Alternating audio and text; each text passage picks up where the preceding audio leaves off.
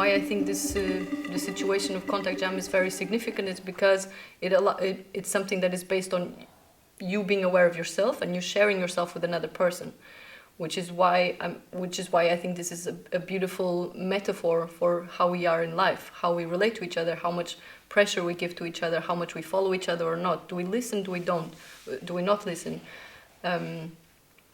Do we trust each other? Do we not trust each other? What happens when we get too intimate? Mm-hmm. You know, am I able to take my space or to make you realize that you're coming too close or that you're offending me in some kind of way? And so this practice of contact improvisation has a lot to do with that, and we do it physically. And what's been happening, at least in my experience, is that people come to jams and everything is such a playful place, and it's such a supportive place, but it's really just a physical thing. And then I felt like after some sessions I was going home with my head full of impressions about who I am and who I am in relation to the world. And so this is what I'm trying to get. I heard my own voice in my head, oh, this and this, my own personal ghosts or my own personal tendencies, my own personal stories and history, my own personal history. And I want to be able to somehow see how other people are doing it, how their mechanisms are.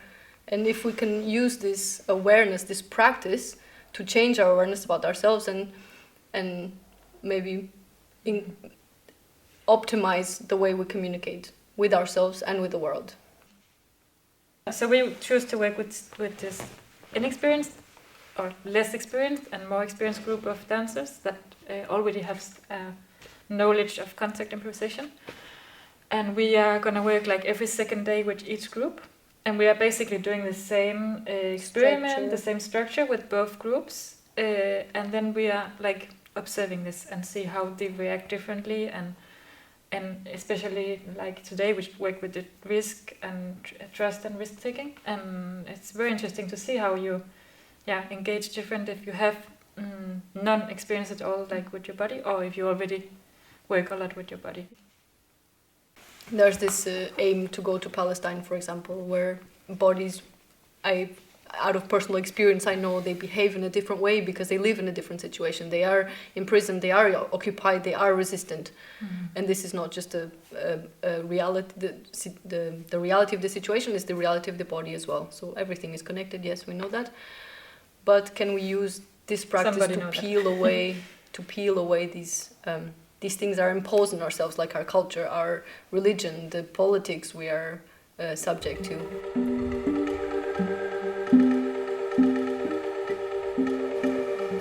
It's very interesting when the body is very good warmed up and you have played with the person for a while, how it starts to take risk, how it can be very complex, and I think, how did it find here, and how do I ever find out I should not, this is really a risk being out there, but it's a beautiful risk. I think also it can be a problem if you go for the risk from the very beginning.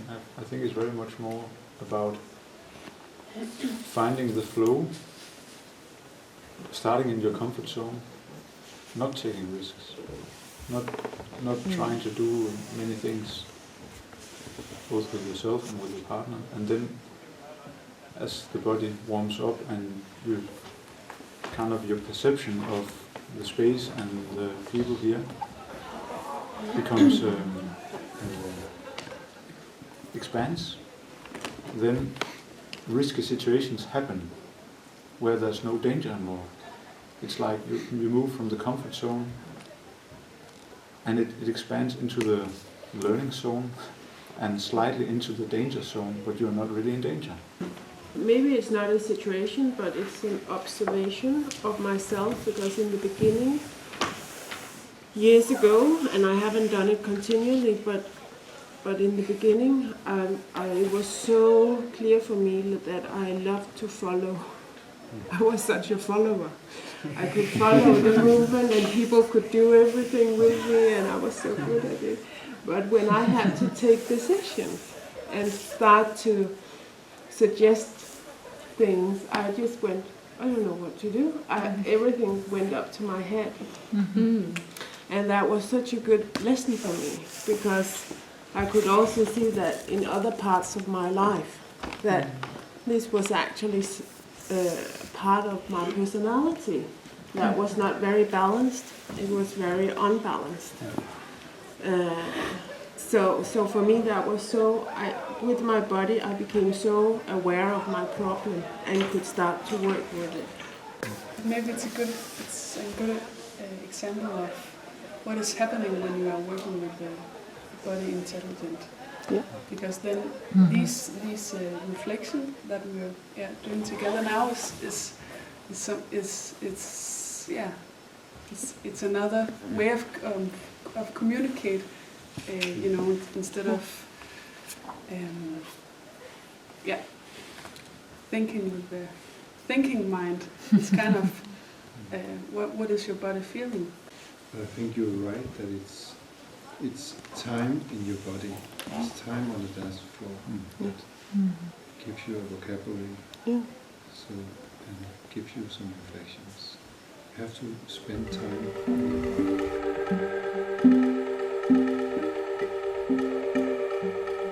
I was surprised with how much response I had from the less experienced group. Yeah. Of course, especially on the second day, we had like 12 people from an experienced group who actually meet regularly. So of course that created a much longer discussion, and there was, of course, if they have been practicing for more than 2 years, it means they have much more to say. It means they are much more deep into this practice and to the observation of it. And there you also saw that the people, but not only there, also in the less experienced group, we already got some observations about how they take the practice from here to their private lives, to their professional lives, and to their private lives. And this was really very exciting to hear, and was very, very touching. I mean, now you said that, of course, they had more to say because they had more training, and I don't think it's of course. I mean, I don't think it's a matter of course. I was actually surprised that they were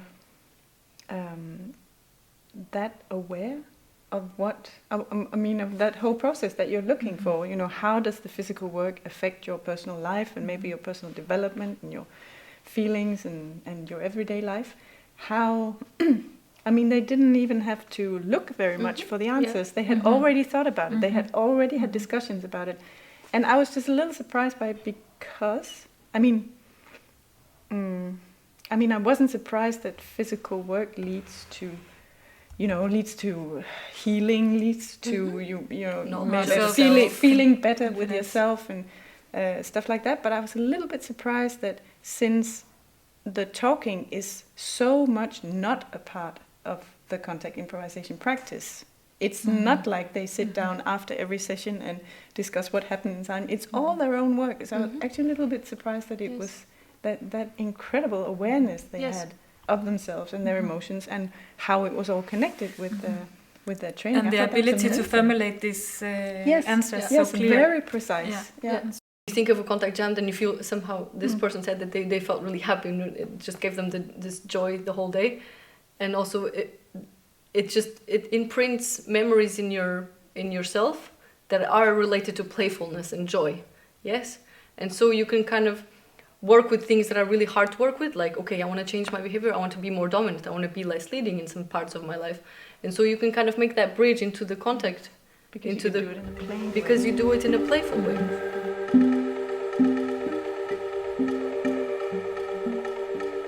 I had two experiences with people in the real world.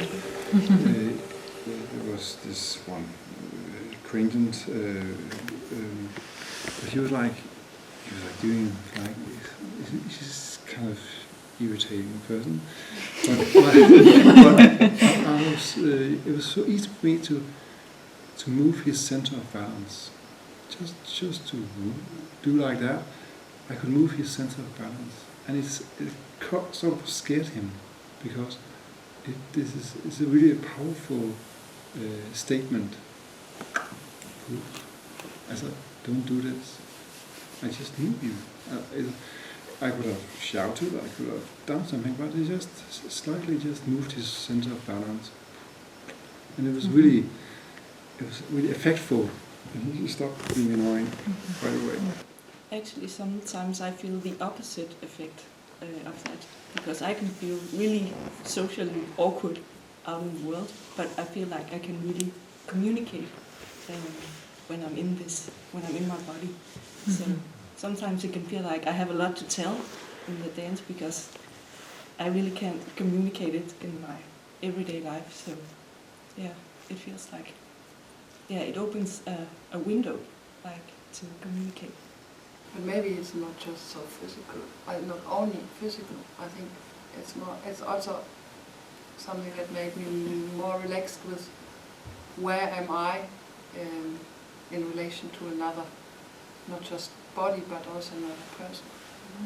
And I heard my first contact teacher saying at one point, he was a psychotherapist, that he had learned more for his professional practice in contact improvisation than in supervision, in 10-year supervision. So it is really something about relating. When you say, will everyone get the same out of it? Yeah. And I think they will, because this is so human, because it's our body. And you can feel, is there resistance, is there no, is there yes? And that is something that you can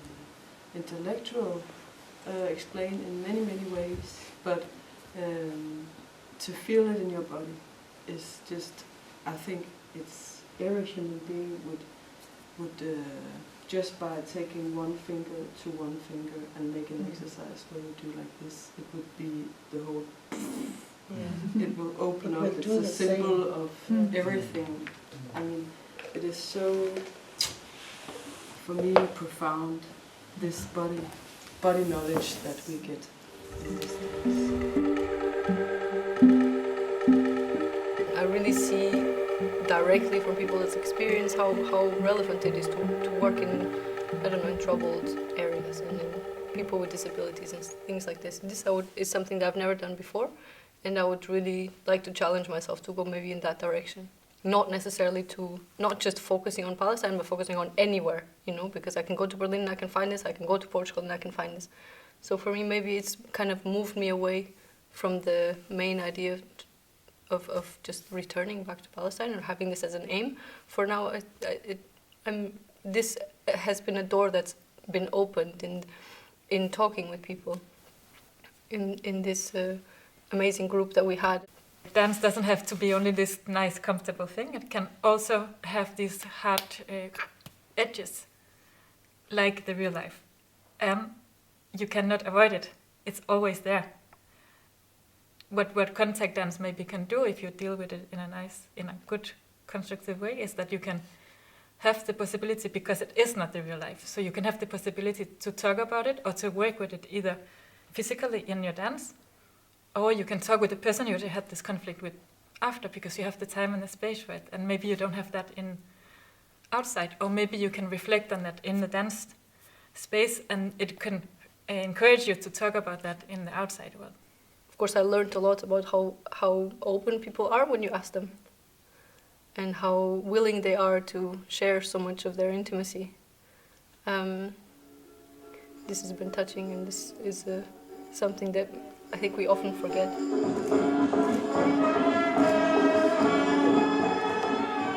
When I meet a person today, I always ask myself, how will this person dance contact? Because then I know how this person is. In fact, it's true with all my colleagues, who is able in hele taget to dance contact and who wouldn't like it at all, and how would we dance? It's very interesting. Yes.